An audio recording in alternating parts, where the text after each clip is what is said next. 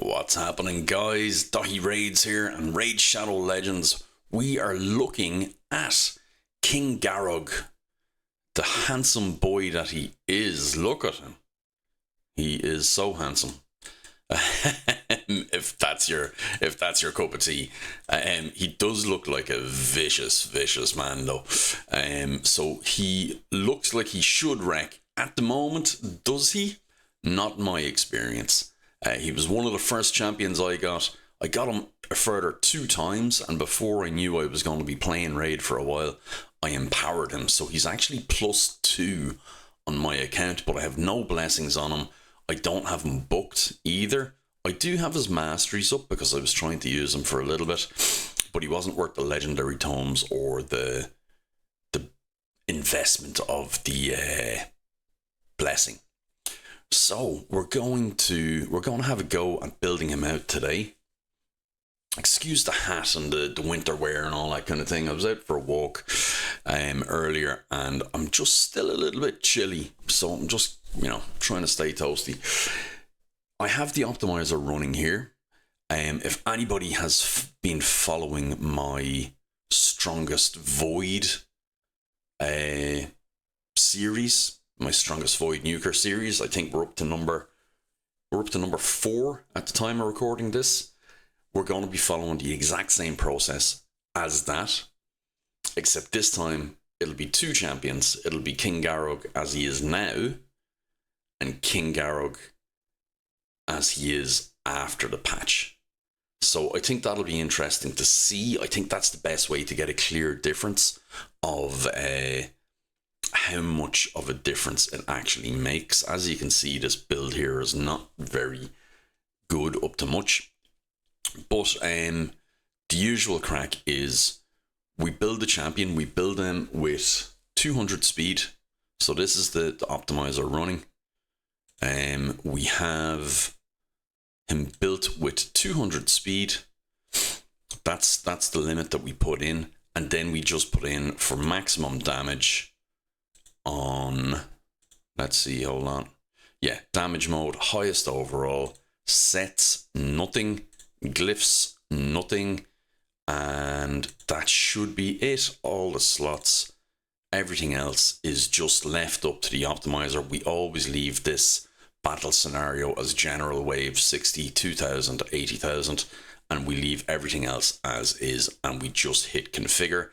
We have everything included, and we just go from there. So let's see what it spat out here now.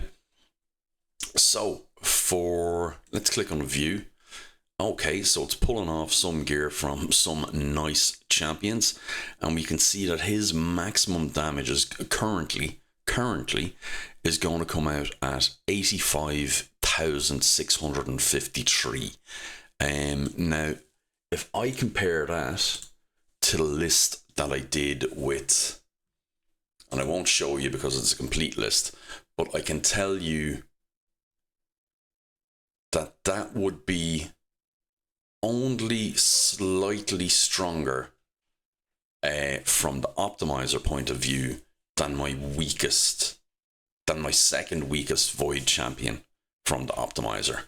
So anybody who's watched that series, number 10 was Gembo, number 9 was Alil, and he's only, with his A2, he's hitting like 1,000 more than Alil, and that could be down to, and actually Alil, actually now that I think about it, he's +2, but Alil and Yakarl and that, or Alil and Gembo did have 5 and 6 star blessings, so swings and roundabouts there. However, let's equip. And guys, I'm spending this money for you. So get them fingers working, hit that subscribe button, hit that like button, share with your friends, watch 10oi videos, whatever you need to do. Just do it for me. So as always, we never increase the ascension bonuses on any of these gears, but we always roll up the gear up to its maximum. So that's always my rule for testing. We roll up the gear. We don't do any more glyphs around, but we roll up the gear up to its maximum. if it will make a difference to damage. So this is an attack one, so it will make a difference to damage. So we'll roll that up. I may not get it up to 16 because I did. I was lucky. But we don't ascend anything or anything like that. So this is what the optimizer has given me out here. So we're going to go through our usual process, and I have it open here beside me, and I'm going to add in Garog.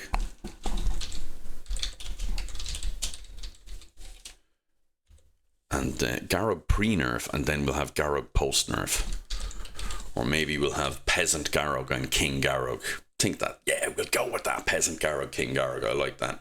So what did I say his numbers were? 85,000 was his biggest. 85,653. Sound. Okay, so we have him in place. And the first thing we always do is Dragon 20. So we will do it exactly the same way that we did the Void series, because it gives a pretty strong across the board. We'll definitely not do super raids, but it gives a pretty strong across the board example or testing of what they can do. So we get rid of everybody here. Lydia stays on. We get Arbiter on as well for our speed boost. We have Odin on as well. Unfortunately, I included him at the start, and he's been included ever since. And then King Garog. So we'll do our boost, our debuffs, and our nuke on the first wave. And we'll see what that comes out as. Then we'll do Dragon, Hard 10, Shogun, and Clan Boss. Okay, so we're boosting. We are debuffing. And we're debuffing again. Oh, we got a resist there. No, we didn't. So his big hit was his A2. So the A2 attacks one enemy 4 times, and each critical hit has a 50% chance of decreasing the cooldown of Goremaker by 1. So let's go with that. We always attack Horden first. Okay, so in around 60,000 up to 70,000 over multiple hits. Now, as always, I will look at these numbers again and verify them. So I'll go check all of this stuff outside of the recording for the sheet, but nothing blowing anybody away there. So come on, don't do this to me. So let's try his A3 now, which I'm surprised this A3 actually isn't a big hit, because it will ignore 20% of each target's defense on here. And ignores a further 5% of defense for each buff on the target. Now, if that was even debuff, it'd be much better for this scenario especially. But what it is now, what it's going to change to, is that it will be for each buff on him. So he'd be doing an extra 20% in this case. So let's see. 192 was the biggest we seen there. Okay, so we got some numbers there. Now, don't worry, I know that's not a complete test. I usually run multiple runs of that to get a better idea of what's going on with those numbers. But for the interest of efficiency, let's just keep going as we are now. And I will run those in time. And this is where, actually, that's why I bring Odin in, because we can still get the decreased defense on as well. So Leberga is always our target in this one. So let's go with Hack to Bits. And let's see. 50, 38, 55, 51. So 180 something thousand. That is, let me tell you guys, that's pitiful. That is really pitiful compared to the numbers I was seeing from even the lowest hitting champion. on my Void series for hitting Laberga. So that's no good. So let's do a bit of this and see if we can get back around to doing a bit of nukage. Now Berserk is on him, so I'll have to remember not to count any damage that goes on him. Let's center this. Let's put it down to 1x speed. I'm definitely not going to kill this wave. So let's see here. 190,000, I think, was the biggest maybe that we got on Venus there. But again, I'll look at the tape before I update all the numbers. But I'm not very impressed with that now, I have to say. And I will, as well as you well know, I'll run more testing before I put the numbers up and finalise them. I generally do 2 to 3 runs, but we're just doing a quick one here for the video, so we'll just keep it going. Now, the next area I usually go is Arena, but we're going to go straight to Shogun here. And we'll see how this goes. Yeah, so Shogun 25. Yeah, I was having a bit of fun with this. So we have all the speedsters in. And then the champion themselves. So we had Kimmy in as well, yeah.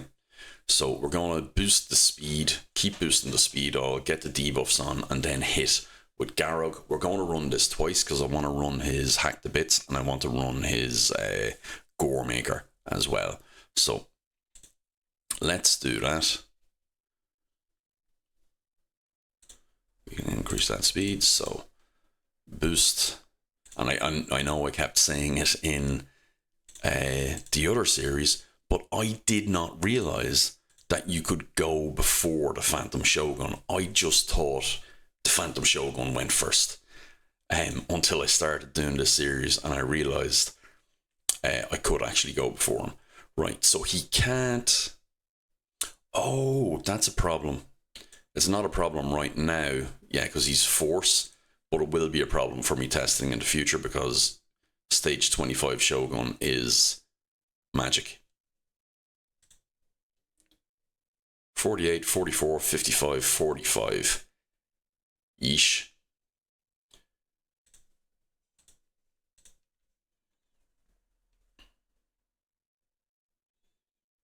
Okay, so 196 with Hack to Bits. And let's do that again. And this time we're going to go with Gore Maker. No? Yeah, we're going to go with Gore Maker. I'm doing well even remembering the names of one of the moves. So we have all our debuffs on. We are going to boost speed. And we're going to go with Gore Maker. Now, actually, I suppose one difference. I know if just having blessings means that you do more damage. So that might be something I have to take into consideration with this champion. But let's try this. 148,000.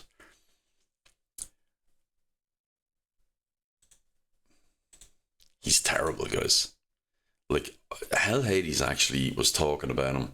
I seen a bit of his video earlier.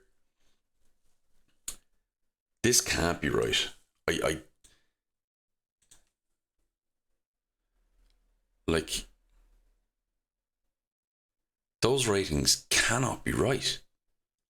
He is built in literally the best gear on my account. For him. Okay? That can't be right. There's no way. There has to be something broken in his kit. If those numbers are what the calculations are coming out at for him. Because he's not doing anything like that, or there's something I'm missing. Because he has gear, like for instance, now Little Miss Annie is known as being a nuker, but a lot of that gear has come off her. He's done 148,000. My weakest on Shogun from the other guys was 308,000. And then after that, 411,000. So that's absolutely appalling for a +2 empowered champion. Again, aware he doesn't have any blessing at all. But it's absolutely shocking. Now, the clan boss thing, we always do. I've no keys at the moment, so I'll have to wait to do that. And I've no gems. I've been on a bit of a splurge, but I think we have a good overall picture of what he does there. Let's have a quick look in Arena. And let's just go with a team that we can hit to see. Yeah, just to record damage. That's all we want to do. So we take out these guys, put in Garog, and put in... Let's put in Lysandra again. Let's actually... There we go. Yeah, there we go. I started that in auto, I probably shouldn't have.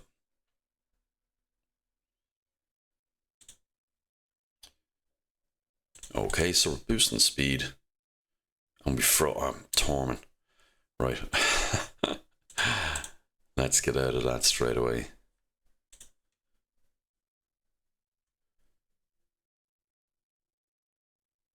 Okay. We should be able to hit these guys without anything interfering, is what I mean.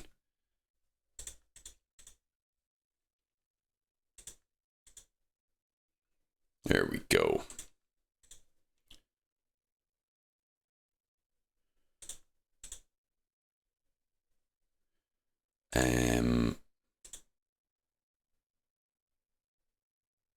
Yeah, let's hack to bits on our base. Okay, 90,000, that's not the worst. I'm going to do the same thing again and do the AoE nuker, the gore maker. But yeah, you can see why he has such a bad rap. Even though the numbers seem to stack up in his defense, they don't translate. They like, I mean, there. Okay, that was pretty cool. From Goremaker there. If you had nothing else, like you'd use it. He did wipe them, but I haven't ran much Arena, so I think that's pretty much a reset day team there. Like these aren't mental teams or anything like that, so I don't think that was 342 attack power with a mythical in there and with a resistance champ in there, so I doubt these were very, very tanky or anything like that.